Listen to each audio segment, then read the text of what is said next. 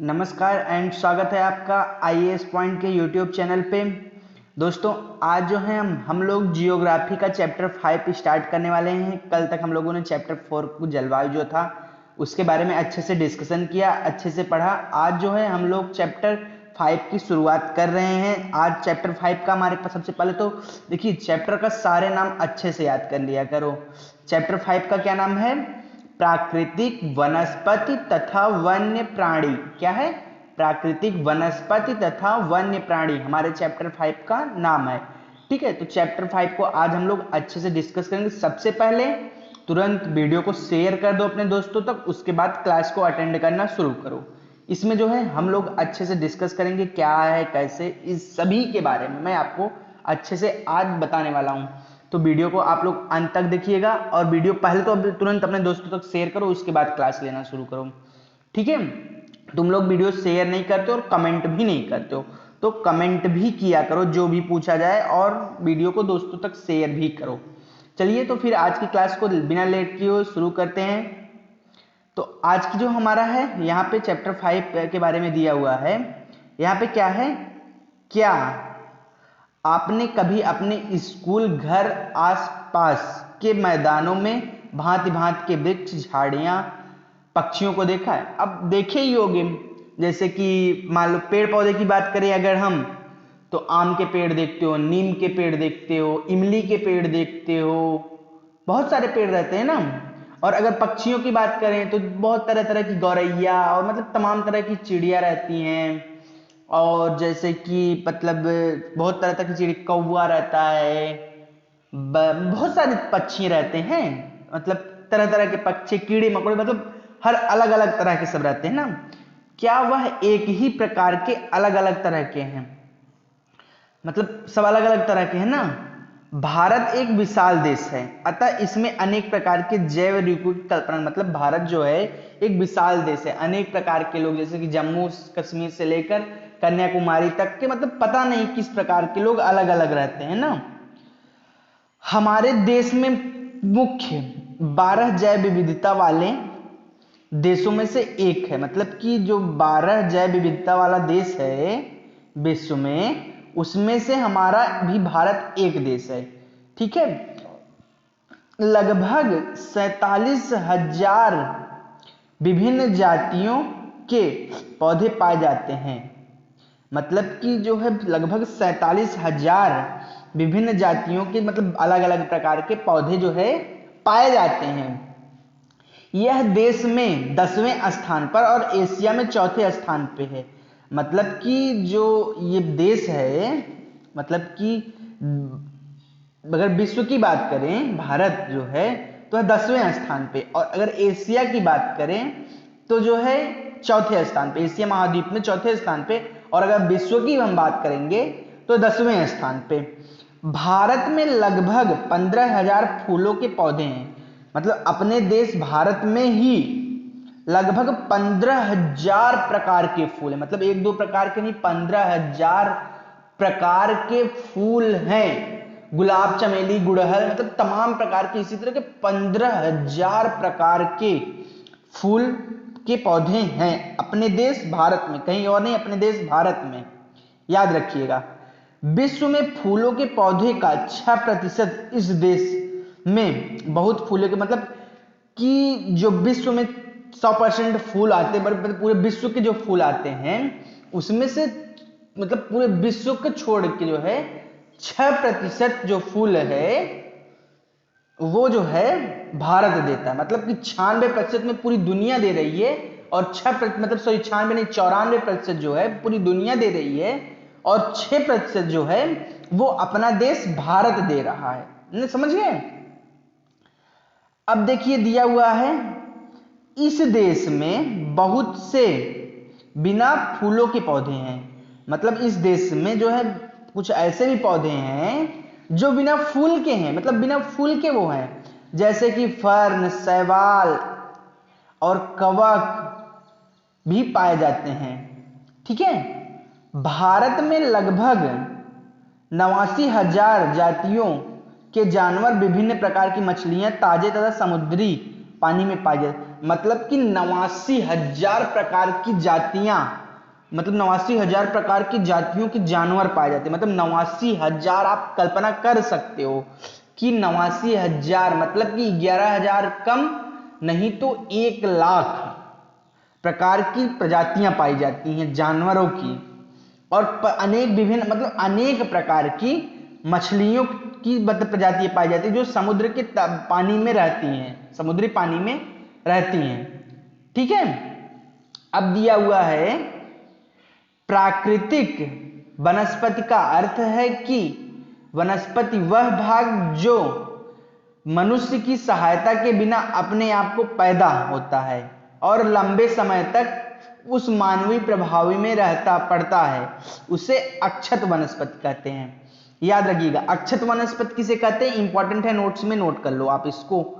प्राकृतिक वनस्पति का अर्थ है कि वनस्पति का वह भाग जो कि मनुष्य की सहायता के बिना अपने आप पैदा होते हैं और लंबे समय तक उस पर मानवीय प्रभाव नहीं पड़ता है, उसे अक्षत वनस्पति कहते हैं। ये आप नोट कर लो, इंपॉर्टेंट है, परीक्षाओं में पूछे जाएंगे इससे प्रश्न। ठीक है, अतः विभिन्न प्रकार की कृषिकृत फसलें, फल और बागान वनस्पति भाग तो हैं परंतु प्राकृतिक वनस्पति नहीं है। मतलब विभिन्न प्रकार की कृषिकृत फसलें, फल और बागान वनस्पति का भाग तो है, प्राकृतिक वनस्पति नहीं है। क्यों नहीं है? क्योंकि इसको मानव उपजा रहा है, मानव उपजा रहा है, मतलब कि मानव पैदा कर रहे हैं, इसको बो रहे हैं, काट रहे हैं, पानी सींच रहे हैं, तो ये जो है परंतु प्राकृतिक वनस्पति में नहीं आएंगे ये, क्योंकि ये जो है मानव पे निर्भर हैं। अगर पानी मानव नहीं दे रहा है तो ये नष्ट हो जा रहे हैं, तो ये जो है प्राकृतिक वनस्पति हैं। समझ गए? अब देखिए यहाँ पे एक हमको इंपॉर्टेंट फैक्ट दिया हुआ है, वह वनस्पति जो कि मूल रूप से भारतीय है जिसे देशज कहते हैं। मतलब कि जो मूल रूप से भारतीय वनस्पति है उस वनस्पति को क्या कहा जाता है, देशज कहा जाता है। लेकिन जो पौधे भारत के बाहर से आए हैं उन्हें विदेशज कहा जाता है। जैसे कि आप लोग खेतों में देखे होंगे तो जो है उसको मतलब छोटे छोटे जो सफेद सफेद फूल लगे रहते हैं, अक्सर गर्मियों के महीने में होते हैं, उसका नाम मुझे याद नहीं आ रहा है, वो विदेशज घास है, मतलब कि वो देसी घास नहीं है अपनी। ठीक है, वनस्पति जगत शब्द का अर्थ किसी विशेष क्षेत्र में किसी समय के पौधे की उत्पत्ति से है। मतलब वनस्पति शब्द जो है, मतलब वनस्पति जगत, ये जो वनस्पति जगत शब्द है इसका अर्थ जो है विशेष क्षेत्र में किसी समय में पौधे की उत्पत्ति से है। मतलब कि कोई विशेष क्षेत्र हो जिसमें किसी भी समय, मतलब किसी समय में पौधे की उत्पत्ति हो जाए, उससे संबंधित है वनस्पति शब्द का अर्थ। इस तरह प्राणी, मतलब इस तरह प्राणी, अब देखिए यहां पे प्राणी जगत जानवरों के विषय को बतलाता है तथा वन्य प्राणियों में इतनी विविधता निम्नलिखित कारणों से, मतलब वन्य प्राणियों में जो विविधता है वह निम्नलिखित कारणों से, जैसे कि धरातल, भूभाग, मतलब अभी इसके बारे में हम अच्छे से डिस्कस करने वाले हैं ना। तो अब चलिए देखते हैं धरातल भूभाग, भूमि का वनस्पति पर प्रत्यक्ष और अप्रत्यक्ष प्रभाव है। मतलब कि भूमि पर जो वनस्पति है उसका प्रभाव प्रत्यक्ष भी है और अप्रत्यक्ष भी है। अब देखिए, क्या पर्वत, पठार तथा मैदान और शीतोष्ण कटिबंधों में एक ही प्रकार की वनस्पति नहीं हो सकती? मतलब कि पठार तथा मैदान और शीतोष्ण कटिबंधों में एक ही प्रकार की वनस्पति नहीं हो सकती। धरातल के स्वभाव का वनस्पति पर प्रभाव पड़ता है। मतलब धरातल का जो स्वभाव है, देखिए धरातल का जो स्वभाव है वनस्पति पर बहुत प्रभाव पड़ता है उसका। उपजाऊ वनस्पति पर प्रायः कृषि की जाती है। मतलब उपजाऊ जो वनस्पति है उस पे प्रायः जो है कृषि की जाती है। ऊबड़ तथा असमतल भूभाग पर जंगल तथा घास के मैदान हैं जिनमें वन्य प्राणियों का आश्रय मिलता है। मतलब कि धरातल के स्वभाव का वनस्पति पर प्रभाव पड़ता है। उपजाऊ भूमि पर जो प्रायः जो कृषि की जाती है, ऊबड़ तथा असमतल भूभाग पर जो है जंगल तथा घास के मैदान में जिन वन्य प्राणियों को आश्रय मिलता है। ठीक है, अब चलिए मृदा के बारे में देखते हैं हम लोग। मृदा क्या है?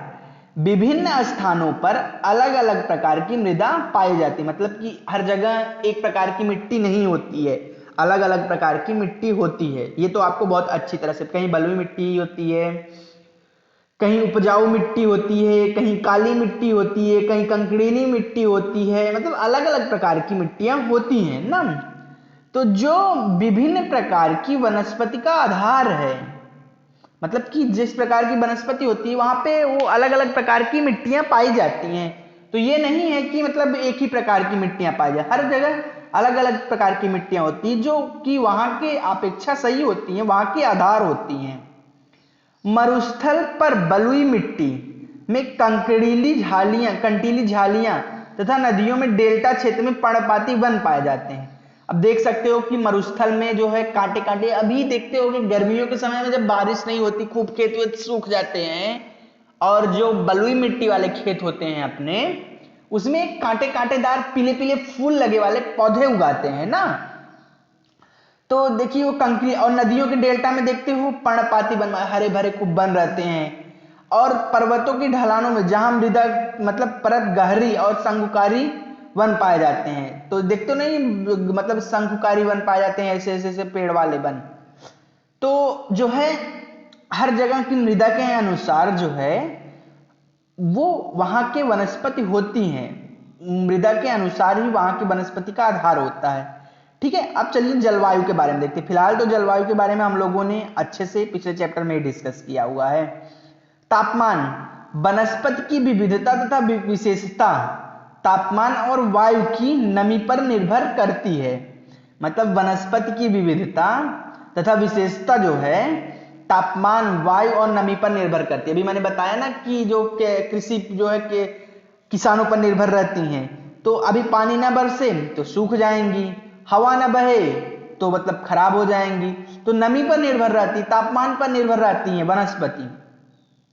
हिमालय पर्वत की ढलानों पर प्रायद्वीपी के पहाड़ियों में 915 मीटर की ऊंचाई के ऊपर तापमान में गिरावट वनस्पति में पनपने और बढ़ने को प्रभावित करता है। मतलब कि 915 मीटर की ऊंचाई पहाड़ियों पे जो तापमान में गिरावट होती है, वह तापमान जो है वनस्पति को पैदा होने पनपने में मतलब वो करता है, प्रॉब्लम करती है, अच्छे से नहीं पनपने देता, प्रभावित करता है उसको। ठीक है, और इसे उष्णकटिबंधीय, उपोष्ण, शीतोष्ण और अस्थायी वनस्पतियां पाई जाती हैं। आपने एक चीज देखो, ठंडियों में कभी कभी कोई पौधे सूख जाते हैं ना। मतलब कोई कोई पेड़, अभी आप खेत में देखो टमाटर लगे रहते हैं, आलू लगी रहती है, तो मतलब जो है वो पेड़ जब भयानक ठंडी पड़ने लगती, खूब कोहरा पड़ने लगता है, तो आलू के जो पौधे होते हैं, जो हरी हरी लगे रहते हैं पौधे, वो सूख जाते हैं। क्यों सूख जाते हैं पता है? क्योंकि वो उस पौधे के हिसाब से ज्यादा वहां पे ठंडी लग गई। देखो कहते नहीं है, घर वाले कहते नहीं कि देखो पाला लग गया है। तो उस प्रकार जो है यहाँ पे मतलब ठंडियों के मौसम में वो ज्यादा ठंडी पड़ने के कारण सूख जाते। देखिए यहाँ पे वही दिया गया है कि प्रायद्वीपीय पहाड़ियों में 905 मीटर की ऊंचाई पर तापमान और वनस्पति पनपने से जो है वहां के तापमान में गिरावट आती है।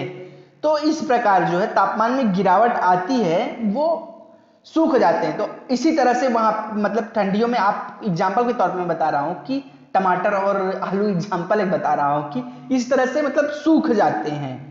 ठीक है, अब चलिए आगे देखते हैं हम लोग, आगे क्या है। आगे दिया हुआ है, यहां पे देखिए एक हमको वो दिया हुआ है,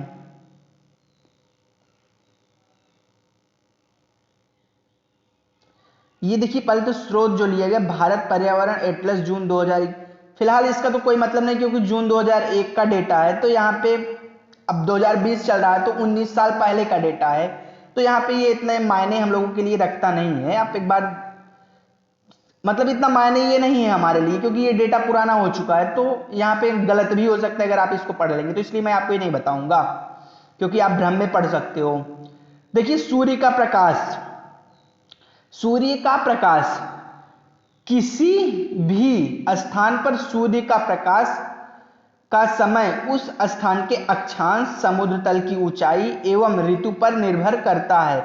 मतलब किसी स्थान पर सूर्य का प्रकाश का समय उस स्थान के अक्षांश, समुद्र तल की ऊंचाई एवं ऋतु पर निर्भर करता है। प्रकाश अधिक समय तक मिलने के कारण वृक्ष गर्मी की ऋतु में जल्दी बढ़ते हैं। मतलब कि जो किसी स्थान पर सूर्य का प्रकाश जो है समय, उस समय के अक्षांश और समुद्र तल की ऊंचाई एवं ऋतु पर निर्भर करता है। प्रकाश अधिक समय तक मिलने के कारण वृक्ष गर्मी की ऋतु में जल्दी बढ़ते हैं। देखो मतलब गर्मी की ऋतु में जो पौधे होते हैं देखो काफी मतलब जल्दी विकास करते हैं। क्यों करते हैं? सूर्य का प्रकाश जो है वो मतलब ऋतु के हिसाब से उसको मिलता है सूर्य का प्रकाश, और मतलब उस स्थान के अक्षांश, समुद्र तल की ऊंचाई पर निर्भर करता है। और जो है प्रकाश अधिक समय तक मिलने के कारण जो है गर्मी में वृक्ष जल्दी बढ़ते हैं। अब देखो कि ठंडियों में क्या होता है, एक तो मतलब सूर्य जो है 7 बजे 7:30 बजे तक निकलते हैं ये, और 5 मतलब 5 बजे क्या 4:55 से सूर्य अस्त हो जाते हैं, मतलब अंधेरा हो जाता है 4:55 से ही। तो सूर्य की रोशनी उतना पौधों पे नहीं मिल पाती कि उस हिसाब से विकास कर पाए। और गर्मियों में क्या होता है, सूर्य 5 बजे निकलते हैं, 5 साढ़े 5 बजे निकल जाते हैं, हाईएस्ट 6 बजे, और शाम को 7 बजे तक लगभग अस्त होते, सूर्यास्त। मतलब 2 इधर 1 घंटे इधर एक, मतलब ज्यादा टाइम मिलता है। तो गर्मियों में वृक्ष इसी वजह से जल्दी विकास करते हैं। ठीक है, अब देखिए यहाँ पे एक हमको ज्ञात कीजिए, इसका आंसर आप लोगों को कमेंट बॉक्स में बताने हैं। हिमालय पर्वत के दक्षिणी ढलानों पर उत्तरी ढलानों की अपेक्षा सघन वनस्पति क्यों है? ये आप बताइएगा। अभी मैंने ऊपर बताया हिमालय के बारे में किस तरह से, तो आप बताइएगा इसको जो है कि क्यों है हिमालय पर्वत पर दक्षिणी ढलानों पर उत्तरी ढलानों की अपेक्षा सघन वनस्पति क्यों है, आप कमेंट में बताइएगा। अब देखिए वर्षण, यहाँ पे वर्षण के बारे में हमको दिया हुआ है। भारत में लगभग सारी वर्षा आगे बढ़ते हुए, मतलब कि जो है भारत में सारी वर्षा जो है वह आगे बढ़ते हुए, देखिए भारत में जो है, भारत में लगभग सारी वर्षा आगे बढ़ते हुए दक्षिण पश्चिम मानसून जून से सितंबर तक, जो कि मैं बताया हूं आपके, एवं पीछे हटते हुए उत्तर पूर्वी मानसून से होता है। अधिक वर्षा वाले क्षेत्रों में कम वर्षा वाले की अपेक्षा सघन वन पाए जाते हैं। मतलब कि अधिक वर्षा वाले क्षेत्र में जो है कम वर्षा वाले क्षेत्रों की अपेक्षा सघन वन पाए जाते हैं। क्यों?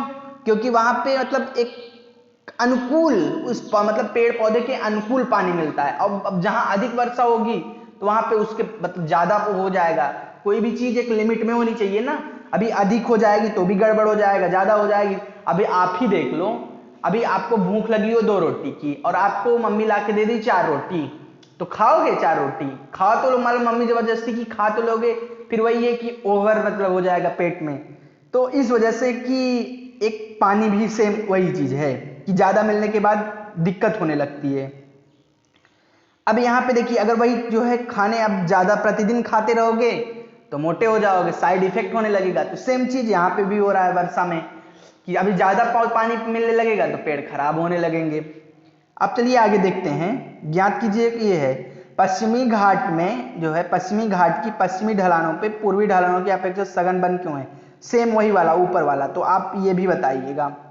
ठीक है, अब देखिए यहाँ पे दिया हुआ है, क्या आपने कभी सोचा है कि वन मनुष्य के लिए क्यों आवश्यक है? मतलब आपने कभी यह सोचा है, आपके दिमाग में यह कभी आया है कि वन मनुष्य के लिए क्यों आवश्यक है? आवश्यक बताऊं, वन मनुष्य के लिए आवश्यक है। वन मनुष्य को बहुत कुछ देते हैं, ऑक्सीजन देता है बहुत, मतलब पेड़ हमारे जीवन साथी कहा नहीं गया, तो वही समझ लो हमारे जीवन के साथी हैं पेड़। वन नवीकरण योग्य संसाधन है और वातावरण की गुणवत्ता बढ़ाने में मुख्य भूमिका निभाते हैं। देखिए यहाँ पे पूछा गया है ना, तो यहाँ पे दिया भी है, वन जो है नवीकरण योग्य संसाधन है और वातावरण की गुणवत्ता को बढ़ाने में मुख्य भूमिका निभाते हैं। ये स्थानिक जलवायु, मृदा अपरदन और नदियों की धारा को नियंत्रित करते हैं। अभी नदी उदी बाढ़ आ जाती है तो वन नियंत्रित करते हैं कभी उसको। ये बहुत सारे उद्योग का आधार है तथा कई समुदायों की आजीविका प्रदान करता है। कौन? वन ही। इतना सब काम वन ही कर रहा है। ठीक है। ये मनोरम प्राकृतिक दृश्यों के कारण पर्यटकों को आकर्षित करते हैं, मतलब पर्यटक भी यहाँ पे आते हैं।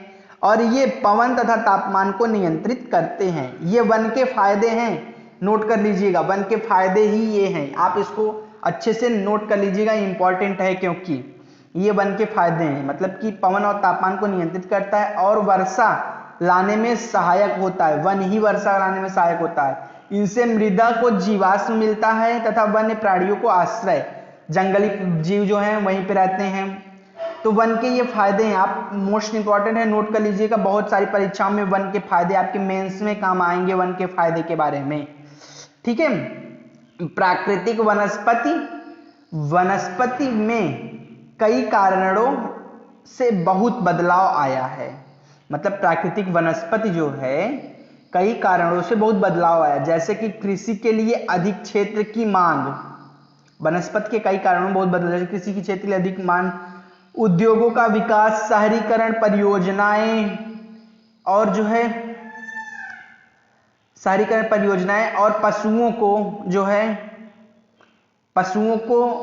पशुओं के लिए चारों की व्यवस्था, अन्य कारण वन कम हो रहे हैं। मतलब जंगलों की कटाई हो रही है इन सब कारणों से, मतलब वन को नुकसान होने के कारण। देखो दोनों चीज आप लिख लो, वन के फायदे हैं, वन को किस तरह से नुकसान किया जा रहा है, ये वन के नुकसान के कारण है इसको, और जो है उस ये ऊपर वाला वन के फायदे मोस्ट इंपॉर्टेंट है। इस पॉइंट को आप नोट्स में नोट कर लो अभी के अभी, क्योंकि परीक्षाओं में इससे प्रश्न बनने ही बनने हैं। ठीक है। अब चलिए आगे देखते हैं। यहाँ पे जो है परियोजना कार्य, क्या है परियोजना कार्य देखते हैं हम लोग। अपने स्कूल में या गली मोहल्ले में वन महोत्सव का आयोजन करो। मतलब कि एक दिया गया है कार्य कि ये कार्य करो आप जागरूक करने के लिए। सन 2003 में वनों का कुल क्षेत्रफल 68 लाख, मतलब 2003 में जो है वनों का कुल क्षेत्र जो है लगभग 68 लाख वर्ग किमी था। भारत में बहुत से भाग में वन क्षेत्र सही मायने में प्राकृतिक नहीं है। कुछ अगम्य क्षेत्र छोड़कर जैसे हिमालय और मध्य भारत, कुछ भाग तथा मरुस्थल जहां प्राकृतिक वनस्पति हैं। शेष भागों में मनुष्य के हस्तक्षेप से प्राकृतिक वनस्पति अंशिका और महत्वपूर्ण परिवर्तित हो चुकी है। यह बिल्कुल भी निम्न कोटि की है। मतलब कि वनों को इस तरह जब सोचो 2003 में का डेटा है, ये 2020 चल रहा है, आप यह सोच सकते हो कि ये मतलब एनसीईआरटी ओल्ड एनसीईआरटी पढ़ा रहा है ना आप लोगों को हम लोग, तो ये ओल्ड एनसीईआरटी के डेटाज हैं। ठीक है। तो अब देखते हैं आगे जो है परियोजना कार्य, ये भी देख लीजिएगा आप लोग, किस राज्य और केंद्र शासित सबसे अधिक है, किस केंद्र शासित प्रदेशों में वन सबसे कम और ऐसा क्यों, ये भी है आप लोग जान सकते हैं।